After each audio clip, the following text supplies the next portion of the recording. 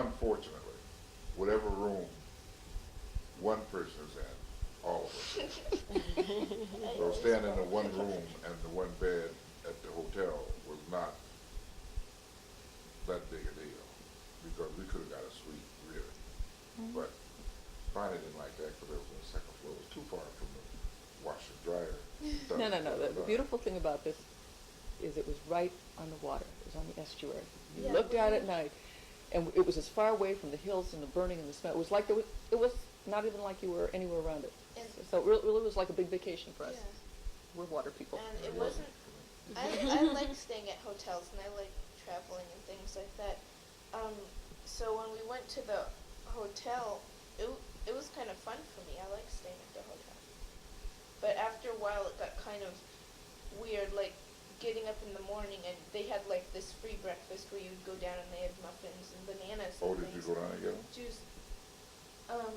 Yes, most of the time you did. Oh. But sometimes when we left for school, like I didn't have some fruit in my lunch or something, so we would go down there and there would be like a banana or an apple left and we'd put that in my lunch. So that got kind of weird not having like a space for everything. Like here there's like a space for utensils in a certain drawer and spices and things, and there wasn't, there was a small refrigerator in the corner of the room, but not really. So, well, let's talk about the rebuilding process and what that turned out to be. I should say that you're the second family that I've talked to so far who's actually in their house now. It has, completed the whole, near completed it, but is actually living in the house. But this is about 2 years.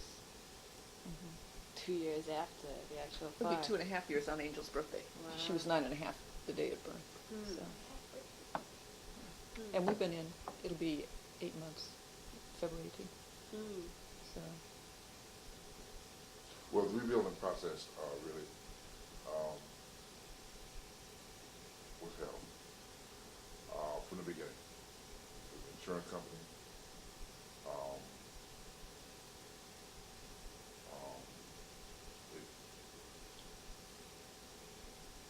there's no way that I can put this on tape and anybody could understand it unless it was another fire victim. Only person. There's no way you could understand it, what we went through, and what everyone around us. We came out better than some and worse than some. From not being able to get a house with a fence for our dog, and then when you finally got it, it's a nothing, and they're charging $1,500 a month for it. Like I said, man, in the event of it, man, people stealing from you, contractors, subcontractors. How much is your house worth, and how much did they estimate it would cost to rebuild it? I won't say in dollars, but I'll say it probably cost twice as much to build as it's worth because of the redigging of the foundation. You had to resurvey the lot. You had to have soils tested. You had to have, from the foundation up. So had we known, if the insurance companies had agreed from the beginning that you could take that number of dollars that you were insured for and go buy another house, that would have made more sense, because if they gave you $2 million, you'd go buy a $2 million house. If they agreed it was $2 million, it would cost you $2 million to rebuild your house, but you'd have $1 million house, because it costs, just the costs were that high in terms of rebuilding, plus the amount of time you would be out of the living. You had what they call alternative living expenses. So I estimate that it took us 9 months and 1 day to get our insurance company to agree with us on what would be the amount of money needed to replace what we had. And I say 9 months and 1 day because Garamendi gave them that ultimatum. And we had been literally fighting every day. I would drive up to the Allstate office at Montclair or fax things on a daily basis. I never even used the mail. I didn't want them to have the excuse that something was lost in the mail. We went through approximately 7 different adjusters. You would come to an agreement with one on, yes, you really did have those bushes over there, And then the next time you would go in, that guy's gone, somebody else is new here, and he wants to start all over. They did this time and time again. We got to the point when we were still, I would say 3 or 4 months after the fire was when the realization came to us that this was not going to be the picnic that Allstate had implied. Had the insurance companies, and we had the Rolls Royce of insurances. Had they said, okay, you got the Rolls Royce, we're going to give you a Rolls Royce money right now, we would have taken it. But what happened, you got the Rolls Royce of insurance policies, they don't give it to you. They have you jumping through hoops, like she's saying. There's a bush here, well, there's a bush there. There's flowers here, there's books here, how much are the books worth? Yeah, pictures of the books. You know, then the organization start up here. And people like Ina DeLong, hope you've heard that name, start saying, wait, be patient. One thing that I kept remembering out of the newspaper, be patient, wait. I'm sure we got at least twice as much more money than we would have gotten if they'd you know, on month 1. Oh. Yeah, on month 1, if they said, here, this is how much your price for, this is what we giving you. We would have took it. But every day they waited, she kept going to meetings. I didn't go to no meetings. I didn't want to talk to nobody. I just want her to report back after she came back from the meeting. But no, we would have taken it, and it would have been a terrible mistake. But you see, the insurance We had our companies house appraised a week before the fire. right. And she was gonna come back. I'm sorry? She was gonna come back. Right. But, Yeah. And the lady And I was had the very pictures and nice. everything, yeah, She yeah. said, this is what your house is worth. I thought, well, here, aren't we lucky? And we gave them to them, We stupidly. we have an outside lady here, realtor, who's going to tell her what our house was worth. And they didn't want They that. didn't know. No, they said Then they wanted Right, yeah. blueprints Yeah. of the original house, which at first they were saying you didn't have to have. and we had them, but they burned out. That's when we discovered it was adversarial. And a lot of the adjusters, as you probably know, came from places like Arizona and Florida. They were retired people living in $50,000 houses that were not happy to see us here in Oakland and did not believe that anybody had the things that they had. We had one fellow that was particularly racist. We went up to, Yeah. this is when they were at the hotel in Oakland, And that's when I dropped out. and they had given us a check for something. I don't know what it was for. And Almost $300,000. And that's another thing they would do is they would give you a check for $200,026.57, and it would be broken down. You'd sit there and go, well, what does this cover? And the guy kind of looked at George and was like, well, if anybody gave me a check like that, No. I'd sure know what it was. You know. We went up there on a Sunday. He said, we got a check for you. Was it raining? Yeah. Yeah, it was almost $300,000. And we went up to the office, and this pot-bellied guy with a southern drawl came in, gave us a check, and I looked at the check, and there's a check. And it's, you know, on the bottom of the check, what's this memo? These had them at the top, and it says for fired October 20th, 1991. I said, what's all this about? And maybe she could. This guy, it was in the Park Oakland Hotel. He looked out. He turned around and looked out the window. It seemed like it took him hours before he opened his mouth. He said, you know, it's what I don't understand about people in California. Right? If I got a check for that much money, $250,000, I would know what. This is what I remember him saying. I would know what it's for. At that point, I was there. What was that? This man has just said this. I think I didn't say anything, did I? That's it? We excused ourselves and we said that this conversation's over. That's it. Yeah, Well, I you're fired. Yeah, that's the thing I do. I That's was it. reading, and then I just saw you turn around, and you went crazy like that. I thought George was going to hit him. Yeah, I was. Yeah, no, I was going to throw him out the window. I literally, I would have blew it. I would have been in San Quentin today. Because maybe he didn't mean or whatever, but it's just the way I perceive Yeah. it. That's Okay, very my insensitive, perception yeah. is my reality, and so I when he said that, that's when I said, okay, fine. And I don't think we even deposited a check or did anything with it for a while. I think we kept that check for a long time. That's when I told Bonnie, okay, we gonna go for it. We still at the hotel. We hadn't even. I said, we'll find us. Who was that? Grandma? No, that was Janet. And I just said, okay, if we find the house, we'll just stay in the house, for the dog. Because at that time, Keisha, one of the people from your church, was nice enough to take care of a German Shepherd. You know. She was in the pound for a month while we were at the hotel. Yeah. That was the only reason that we were really anxious to leave the hotel. Yeah. To Because of get that back dog. with the dog. But no, rebuilding the house was unbelievable. It was, I cannot tell you, it would take 10 tapes, first of all. It just say that people, contractors stole from us, with us looking at them, subcontractors. We never built a house. I have made construction loans as a banker, but it wasn't my house, and I didn't care, you know. Interior decorators, I mean, the whole 9 yards was just people saw people that had a lot of money, and they were going to get it, and they got it. Our house, our house, the overage was unbelievable. Wow. Unbelievable. Finally had to fire the guy.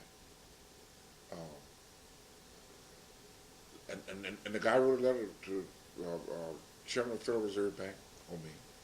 Wrote a letter to the President of my bank. Wrote a letter to the President of the Home Loan Bank that I should not be a banker because You abused your power. I abused my power because I stopped paying it on the check that I gave him because we had paid him all this money, and all of a sudden I go home on April 1st, 1992, I remember it, or 1993, and here's these 3 mechanics liens, large mechanics liens. I mean, you know what mechanics lien is. A mechanics lien is the electrician is doing these lights. He files a mechanics lien. And let's say these lights cost $12,000, just $10,000 for the sake of argument. This is the contractor. I paid the contractor. And he's supposed to pay the electrician. He didn't pay it. Guy comes back on the house. Comes back on the house. This guy had overdrawn his account. I give him a check up at Bank of America because I'm a banker. I finagled, and I did. I would do it again. And we still got $11,000 there. And he's just, there's still things that he didn't do. And I'm not certain, and I still like to say negativism.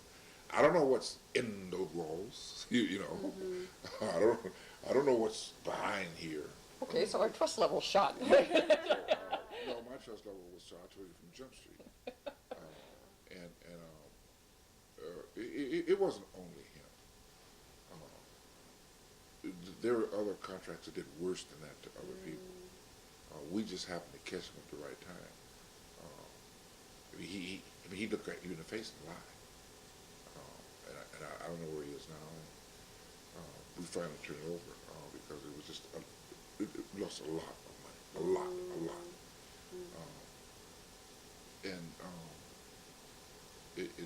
That kind of thing, for me, I don't forget. It's just that that's my nature or the way I was raised or whatever. You don't do that to me.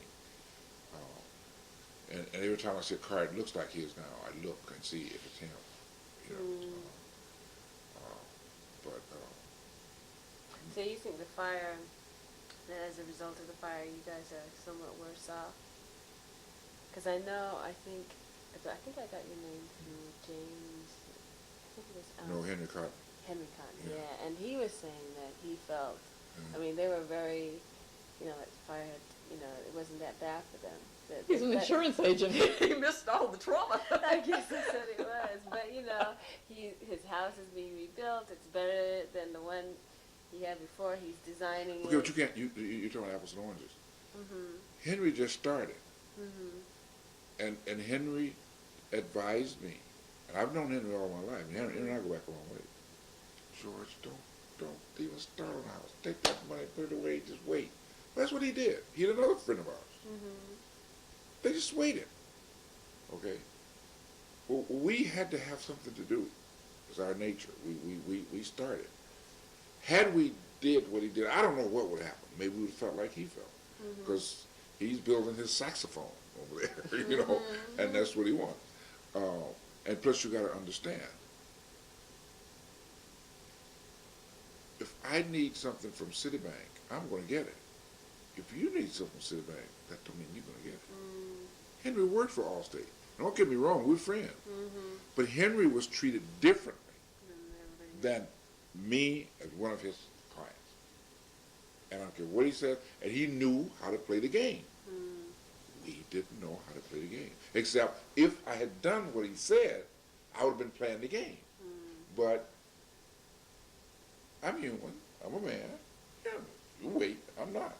If I followed his instructions, maybe we would have come out okay. Maybe, but we still wouldn't have done it the way he did it. No. I'm sure that there is a segment of people that were looking to get over on the situation. It's a once in a lifetime thing. It's an insurance thing. We were looking to get on with our life. We have a daughter who, this is 2 years out of her life. It was important for us to get back in the neighborhood, get her back in school, which luckily she was able to continue going to. And we were both working full-time jobs. We weren't the type of people that sat around on Sundays and said, let's go look at homes or let's design our dream home. This was our dream home. So it caught us by surprise. So by going to all of these meetings, we were like taking a do-it-yourself course where we were 1 week ahead of the class. You know, you'd go and, okay, this is what we need to ask the contractor, and we'd go home and do that. And there were elements of it. It was fun for me, the parts of, oh, we can change the color. We always did need a new furnace, or, you know, there were those elements. I'm not saying it was all Sturm and Drang, or, you know, I think the hardest part for Angel was that we were so tied up in meetings, and I would get so intense. I'd come home and report to George that I know that, and she can tell you that we were, it consumed us 24 hours a day, so that didn't leave much time if you're 10 years old to play Monopoly. You know what I'm saying? I think she got cheated a lot of time. Because, I mean, luckily we moved a block from our architect's office. That was one of the deciding factors on renting this house was I knew I was going to be over there several times a week for several hours a week And after work. It wouldn't be long. It wouldn't be far from Coco to go to school. Right. We had to make, even our age, and Henry and I are the same age. Henry had to make those decisions. See, 'cause he didn't have his kids was 30-something years old, or whatever. You know, we had to consider how far she was going to be from school. Did she want to go to another school? You know, then she didn't, and that was Her necessary. best friend wound up moving out of state. They lost their house in the fire. I mean, she lost more than we did in certain ways. Yeah, you know, her buddy since kindergarten. Yeah, they moved to Ohio. So They just couldn't take it anymore. And the other thing that I say in defense of our ignorance on rebuilding was we were so undone by the constant misrepresentations by the insurance company that by the time you got to the rebuilding process, we did not turn over a shovel full of dirt until we had our money, because by that time you're not sure you'll ever see a dime. By the time you're done with the insurance company, that you meet the architect and they're showing you drawings of your new house, and you meet the contractor who's picked by your architect, and you know everything is following along the line. That you're lulled into a sense of, well, at last the fire's over. We got the money from the insurance company. This is a part everybody's been promising us. Go pick out your furniture. Go buy clothes. You know, so you don't. All of a sudden, you're writing checks every month that's bigger than your annual income. You know, you go, ooh, wow, this is Monopoly money. You know what I'm saying? It doesn't occur to you if you've never gone through the process before. And this is the first house, the one that burned down, that I'd ever bought. George had owned other homes, but I had. I just tried to be, I think that, well, this is the way that it's done. You know, and we didn't go, we went to bonded people who we checked out. We thought we had done the work. And in retrospect, the part that made me almost suicidal, I think, at one point was afterwards when we found out what our contractor had done to us, and I went to complain to this one or that one. Oh, that's common. That's a common story. You should hear her story, or you should hear his story. If you didn't have a bum contractor, you had a bum architect, or you had a terrible insurance company, the fire, by the time everybody I'm sure that you talk to will tell you the fire was the least of your problems. Yeah, right. And brought all the people out of the woodwork. Yeah, it did. It did. Yeah. And we all viewed ourselves by this time as so terribly sophisticated and intelligent and so organized because look what we got from the insurance companies, that we were sitting ducks for the contractors. It's like, these people don't know. We can charge them $100 a foot for that slate floor, $1,000. What do they know? But We do did. they run around and price it? You have to pick out everything from a doorknob to a light switch. I mean, you know, Yeah. there are 10,000 choices to make on rebuilding a house while you're still working and going through your grief process and buying clothes and still trying to, I mean, you literally don't have time for your family, your friends, anything. You have to get back to where you, I'm a very driven person, like, in terms of, there's no such, it wouldn't have been possible for us to sit back and run a house for 3 years while we decided what we were going to do. It was like, Or just live- tell me, or- are we or going to live get in the a money or penthouse. aren't we? We aren't? Okay, could've- we'll go do this. We could live in a penthouse. We could have still been living in 4,000 dollars a month, you know, and probably get an alternative living expense if I'd afford it, like live. If I did, you crazy? I'm not gonna take nothing. And I'm gonna call the insurance company, and I'm gonna, you know, been that kind of person, like she said. There are people who made out like bandits on this house. We didn't. They just had a we different didn't want to agenda. do that. We made up our minds. No. Plus, because of our what we believe in, what we believed in terms of human beings. I didn't think these kind of things would happen. But I think had I waited and taken Henry's advice, I really think it would have been different. But there's no insurance. But this guy, this contractor we had nothing. And now, we won't even give us his address, or phone number, or nothing. The contractors, what do you call that? The board of contractors. The California contractors license. Yeah. So it's because there'd be a lot of contractors be dead.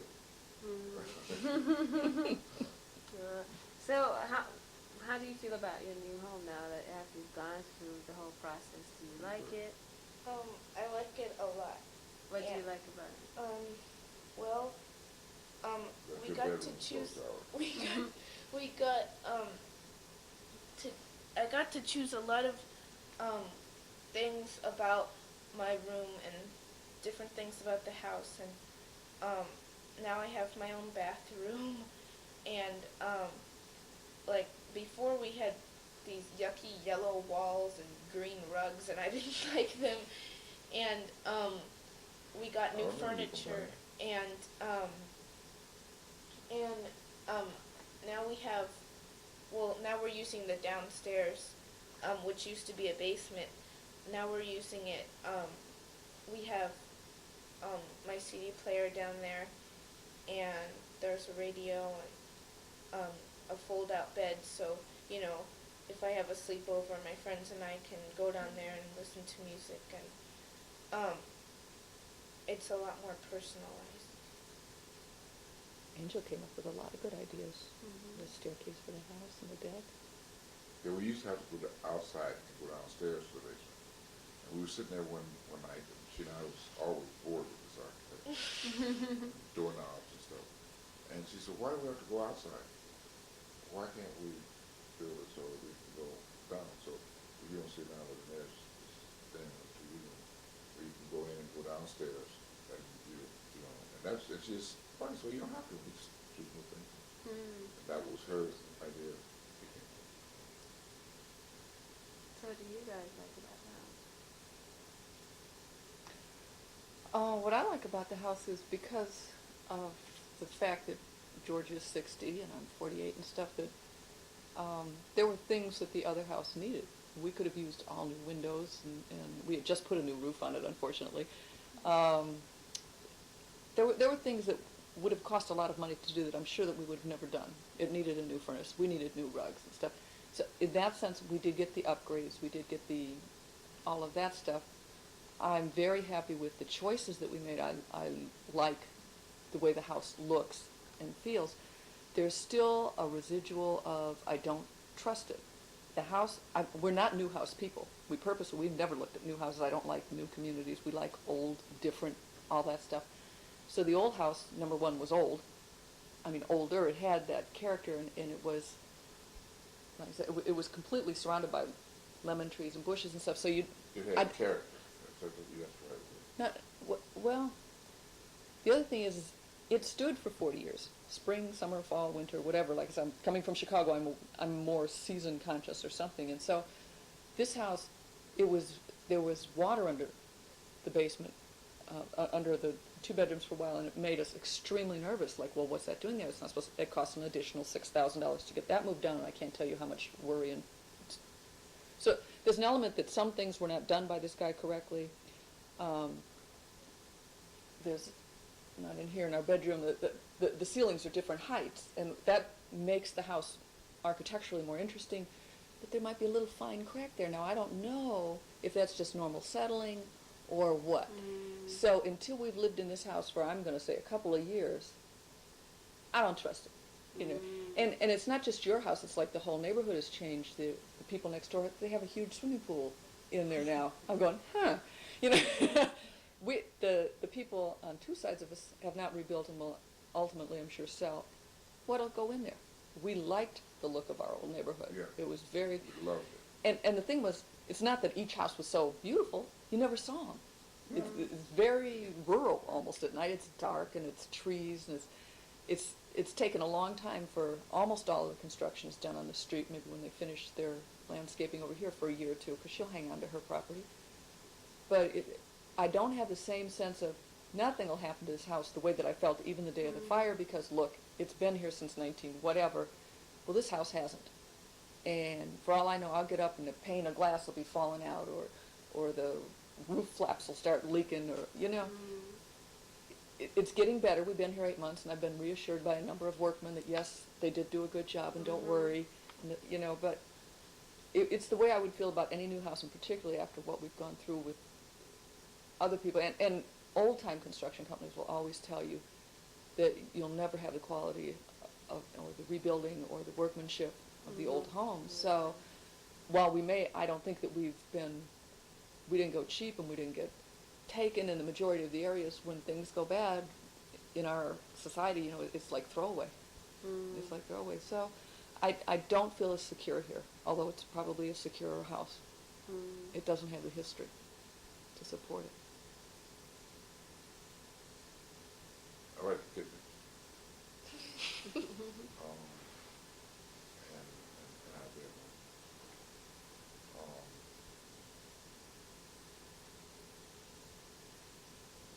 And I like flying. I don't like it anymore. He has a lion fountain out there that we found it in San Francisco, and it kind of clogged up a little bit, but we're going to get it fixed. It kind of clogged up. It kind of doesn't look good.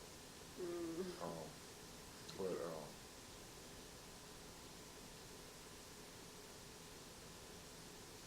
I like what we did with what we see.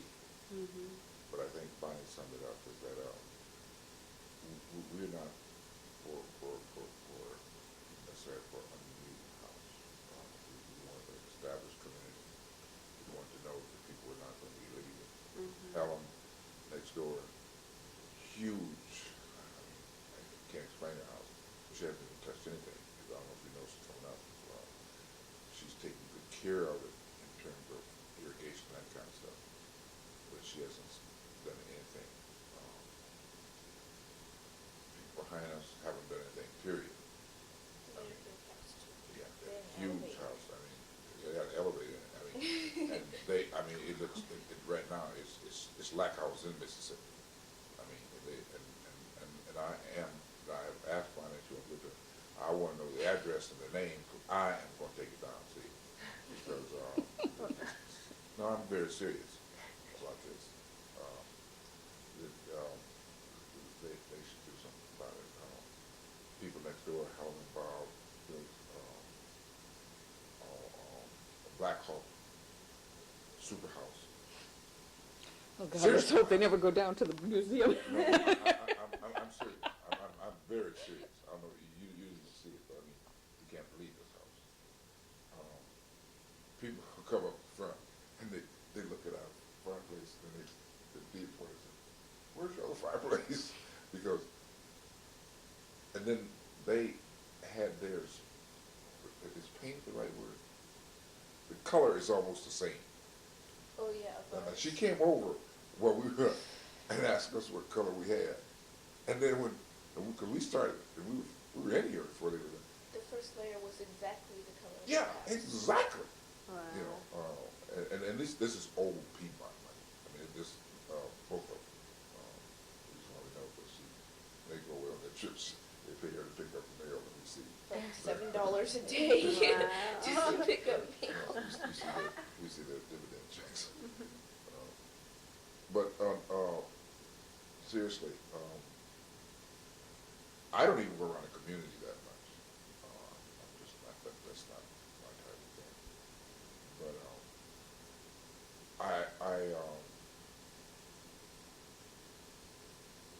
like the house, but like Bonnie, I think Bonnie said it's only time will tell. Only time will tell. There's some things that I don't know if, like she said, if you flip on the lights from say, and the switch doesn't work. No, I think that we have a good electrician. I tell you something that probably I wouldn't trade. I keep saying, well, knowing what I do now, next time we just go take the money. I don't think so. I really feel like we were in this unique position. We lived here before the fire and knew what the area was like. We went through this whole process, and now, like I said, it's 2.5 years. I had talked to people who were in the Santa Barbara fire, and they said 5 years after that fire, you wouldn't have known there was a fire in there. So, because we have these 2 dogs and we walk to school and back and walk the dogs around, it's hard for me almost now, only 2.5 years later, to remember that there was a time when we walked up here 2.5 years ago where there was nothing but chimneys. And then when they knocked the chimneys down, there was nothing but empty lots. And now it looks almost too crowded, and there's probably a little over half the houses in this particular area we built. We have sort of like a front row seat on community building, being able to observe that every day without.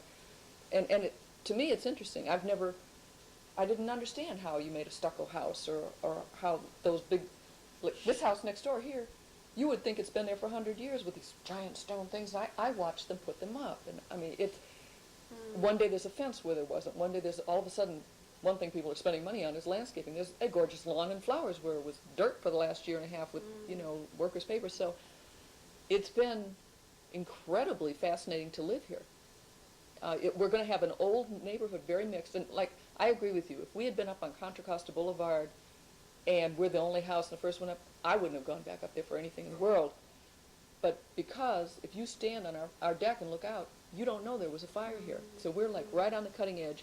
Everything over here is like this little social experiment, and over here is what we've always loved and wanted. And so we can flip back and forth either way. So we've really been very fortunate. In that sense. I think the most important thing is we had a mortgage before, and we did decide that we were going to do something. We were not going to have a mortgage. We were not going to build a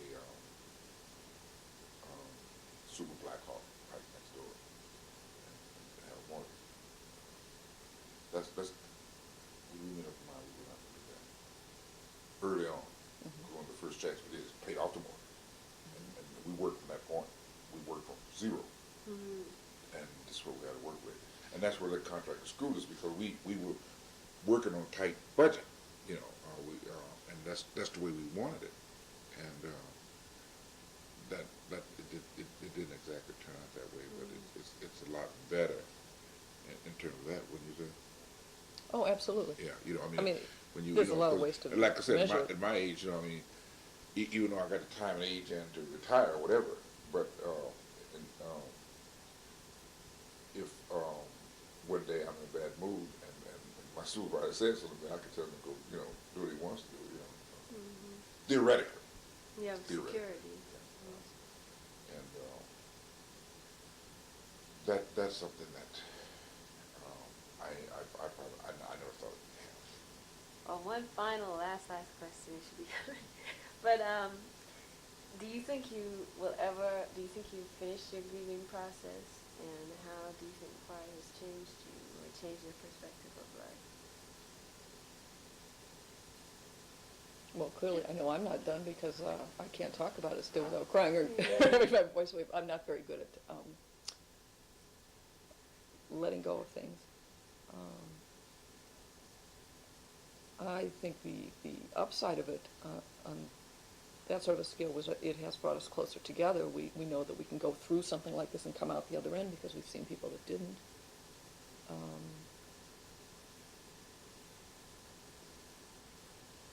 So I don't know that it changes anybody. I think it just makes them more the way they were. Like I said, I think that we are very aware. We wanted financial, for the fear of financial insecurity to go away, and so we redid our building process around that. Mm-hmm. We didn't all of a sudden become millionaires, or we didn't all of a sudden become street people. We just tried to get back to where we were, and basically sort of did.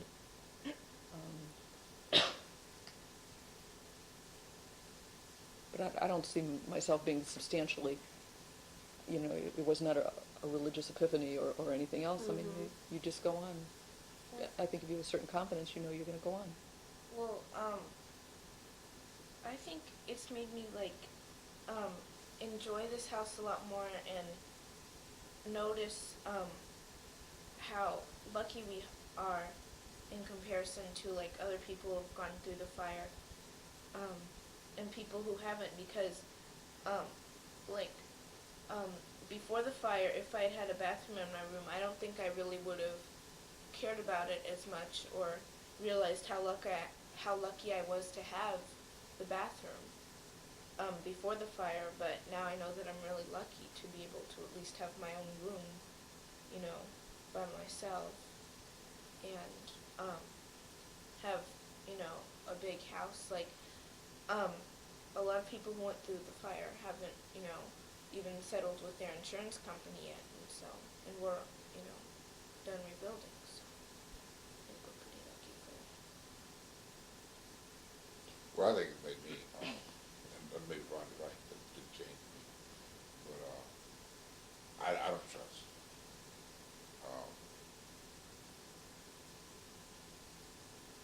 Like she says, she sees something, she wonders about it. Well, when I see something, you call them, tell them to come back.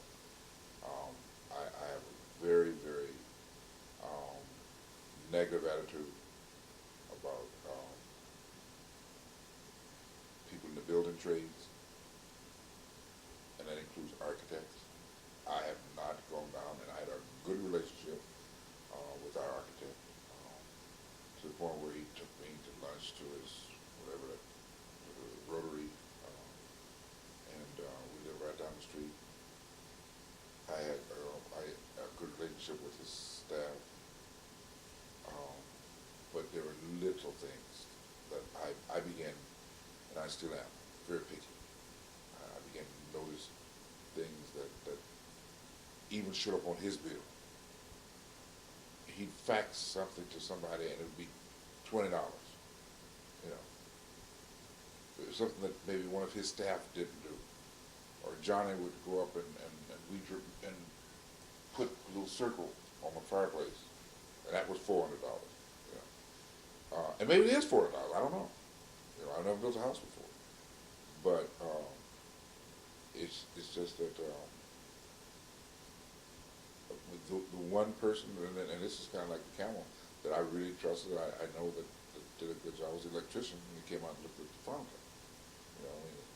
This guy's family has been in the electrical business for years, so long in Oakland on Piedmont Avenue, that they keep the address and the phone number in Piedmont Avenue in Oakland when they work with Concord or Walnut Creek. Walnut Creek.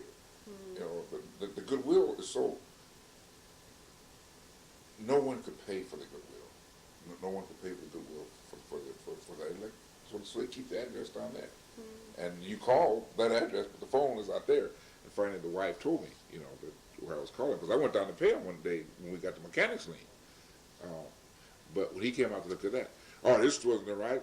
Your wife was here, the contract was here, this person was here, the person here, and this is what they told. And then you ask her, well, I don't remember. Yeah, you know. So I mean, I get to the point where I asked her, I asked him, I asked that one, and nobody was there when it happened. You know.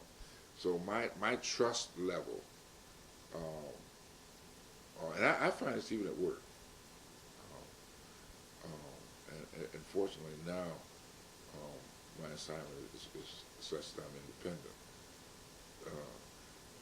But my trust level, even when I had a lot of people working for me, got to be very. Well, it made me sick, physically sick. I forgot about that. George was on like partial disability for Yeah. Yeah. almost a year after the fire. Yeah, it physically, because I just didn't believe people could do that kind of thing to people, and maybe it's me, and maybe it's because I come from a large extended family. It's only my sister and my mother and myself and my family. There's only four of us in my original family: my mother, my father, and my sister and I, and we were very close. But then I have a huge extended family. You can imagine he had 17 brothers and sisters. Two of his sisters had, one brother and one sister had over 18. So you can imagine, you know, that. Yeah. So it's, I don't, that trust level for me with people, and I don't think that I don't think I'll ever have, if I had it. I'm not even sure if I had it before, but if I had, I'm not sure that will ever come back for me. I'm being quite candid. I don't. Why are you smiling? Oh, I think you were like that before. I was more amazed that you were willing to rebuild. I was stupid. I mean, we're not do-it-yourselfers. I mean, one of the reasons that we bought the house that we bought was that it was maintained very well. It was easy to take care of. I mean, it was single floor and stuff, and so we hadn't even undertaken any sort of like renovations, or, you know, some people will paint the garage together. We know better than that. And it was like, we knew we wanted to rebuild, but it was like, I was amazed that he went through the process as well as he did go through it. I stayed away from it. Well, to a certain extent, but I mean. And I'm still going to go out and say I won one day when I'm calm. Let's hope he's still in business. It allowed me to see, you know, that I think Angel was a rock. I mean, her grades never wavered. All the kids at the school seemed to do very well. I mean, everybody was so concerned about the children. Let's talk about this. Let's do this. And she did go on a couple of things she forgot about. That they would have boat trips for the kids, and they'd paint tiles, and they did books. In our class, last year we made, or no, it was 2 years ago. When I was in 4th grade, we wrote stories and poems about the fire. And I wrote a poem by myself about the fire, and then I wrote a story with my friend about the day of the fire. And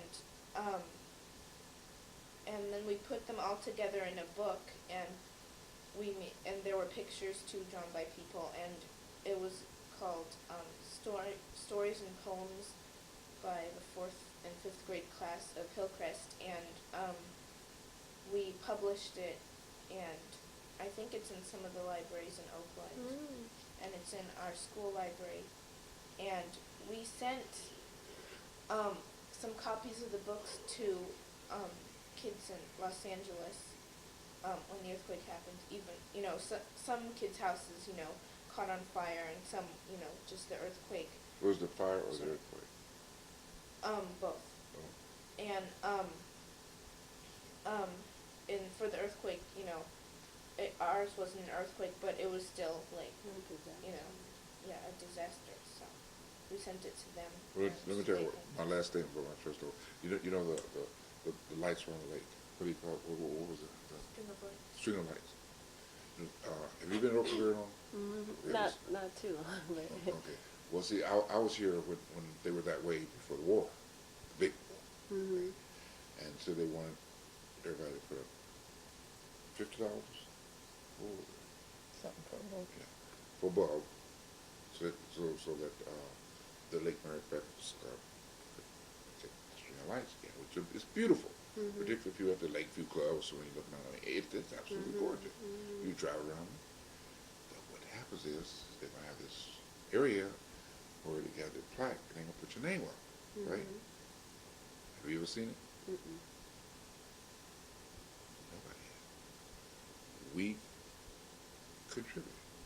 And you see, now you might say, "Well, now, why is this man sitting there talking about $150 for a little stupid plaque?" But you see, You read our minds. This is what, to me, I say, why would they do this? I mean, you work for the Tribune. It's all in the Tribune. You wrote it on the Tribune. You send in your check. This thing doesn't exist. Yeah. Now, I could go down to the city council and stuff and say, where is it and all that stuff. But, you know, I say, I don't know, it hurts me, you know. I mean, why? Why? Because it's not there. They got all this money, and they built them, and then the lights are there, but the names aren't there. Wow. You know, and I don't think that's right.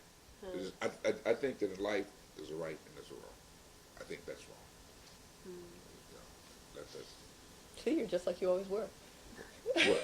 It's just made you more sure that there's a right and there's a wrong. Anything else? No, we're happy here now. I think them dealing with it creatively was probably the best way to go through it. And part of rebuilding allows you to be a little creative if Mhm. you build something. We planted some of our flowers. Mhm.